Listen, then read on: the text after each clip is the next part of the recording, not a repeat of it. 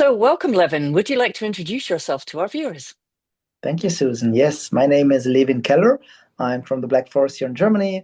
I'm a coach and at the same time a technologist. I'm also the founder of CoachBot AI, a coaching infrastructure that supports coaching businesses and organizations around the world with providing powerful and responsible AI-based infrastructure for coaching and learning. Fabulous. And I know I've been watching the media. You've had a fantastic year, but this fireside chat, I'd like us to just reflect and look back. And if you could think about a moment when you've seen perhaps a meaningful connection between humans, technology, and coaching. I think the most magical moment for me was when I was attending the new Workforce Summit by ICF and NYU in Berlin earlier this summer. And while I'm pretty new to the coaching space, I've been there for now 3-4 years. This was the first time I saw researchers, technologists, and representatives of the EMCC, the ICF, all together on a big panel, and we were discussing about the future of coaching. And it wasn't at all about, oh, let's be resistant to what's possible with the technology. It wasn't about, hey, let fear lead the conversation. It was really about, hey, what does the user, the coachee, want and need? Where are they going? And how can we support this journey as coaches who've been in this space for so long, who know so much about coaching, who also, many of us now know a lot about AI. And how can we bring this all together to create or co-create a future that we all want to be part of? Yeah, absolutely. And I think I was part of that. That was where we first met, which was fabulous. And in fact, how we started the conversations around working with the MCC and AC and helping the profession more generally. So I think that was a quite a formative event in ICF Germany. So that was great. And as we experiment and learn, what principles guide you in keeping AI human-centered, ethical, and inclusive? That's a great question. And I think for me, this year was really about knowing that something is out there and something needs to happen to, hey, we need standards, we need research, we need frameworks that we can provide for the coaches, for the coaches, for the technologists, for the governments to build legislation on. And I think we've made a massive step forward in terms of aligning on what's needed in order to make AI augmented coaching responsible and ethical. And for me, it's all about the factor of trust.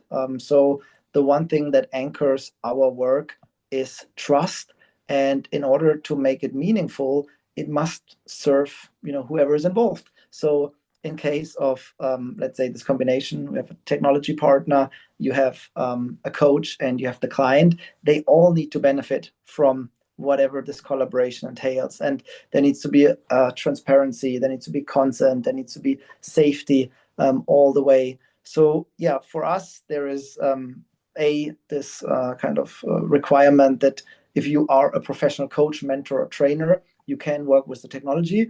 If you're none of them and you're not connected at all to the L&D space, then we might not be the best partner for you. So it starts with carefully selecting who we're good with. It goes further with transparent communication of what can we do and what can we not do at this stage, and what do we want to do and what do we not want to do, because there's a bunch of things that technically are possible, but I don't feel comfortable of doing it.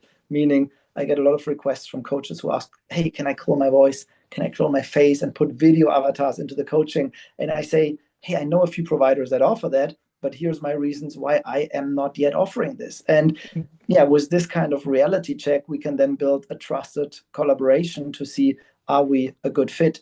And for our end users, it's very important that we start with the education. I always tell coaches, you don't want to show up with your client and say, oh, I've now cloned myself and here, talk to my AI, because that kills trust, right? We want to speak with experience, authority, and literacy. And we say, hey, for the last 3 months, I've been working, for example, with a development partner to build my own AI CoachBot. This came from my own interest into new technologies. I've been working myself with a tool for 6 months, and this is what I learned. Hey, here's also a few risks that I know about, but these are the steps that I've taken to manage those risks accordingly. And I'd love for you to test it and see if that fits. And as a coach, I give you then the options of, do you want to stay with human only, or do you want to do the augmentation?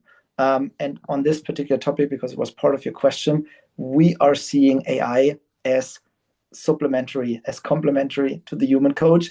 We are no fans and no believers into independent AI systems that take over the entire coaching conversations for various reasons. And that is why we're calling us CoachBot. We get a lot of feedback from coaches who say, bot sounds so stupid. You should have something that's much more magical and superhuman or something. And I'm like, but it's just a piece of technology. And without the human coach, there is literally almost no transformation that we can really do. I'm not a big fan of saying that's ACC level, PCC level, and so forth, because I don't believe those standards have been written in order to teach AI how to do the job. Yeah, they're for humans, and this is good, but we need to align to them. And I can see AI totally taking over some of the core principles that we have designed on an ACC level. So they can help with structure, with continuity, with those check-ins, with things that the machine is really good with. However, the moment we're going into more developmental, more transformational, deep, complex human levels, then the human is the only person and the only thing that can really provide this partnership to the client. And for that, we see as AI as a great augmentation partner. Mm.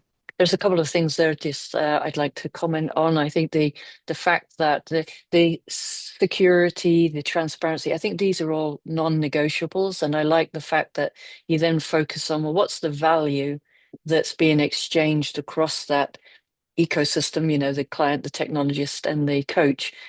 What do each of those need as valuable outcomes for it to be meaningful for them? And I think if we can focus on that, then it means people will leverage it more because it's enabling them to do more with their life or reach more of their potential. And I also think the area there of opening up that informed dialogue is really important, that we have those open conversations so that we can understand different points of view, the diversity of voices, and then together co-create. I think that's a beautiful thing.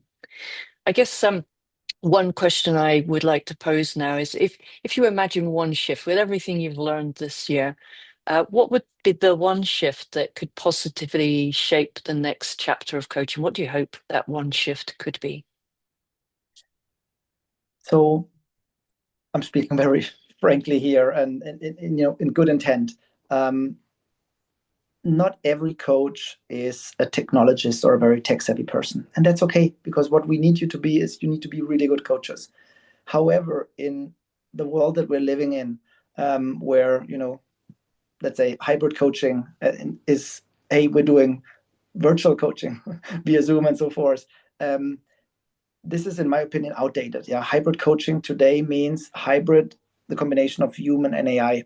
And if this is not yet true for yourself, you should have your reason as a coach. Meaning, you should have understood AI, you should have assessed the opportunities and the risk, and then you should have made your call, and you should have your arguments ready to defend that. And that's, no judgment. That's wonderful. I love if you want to differentiate by saying AI is not for me or for my clients. Fair enough.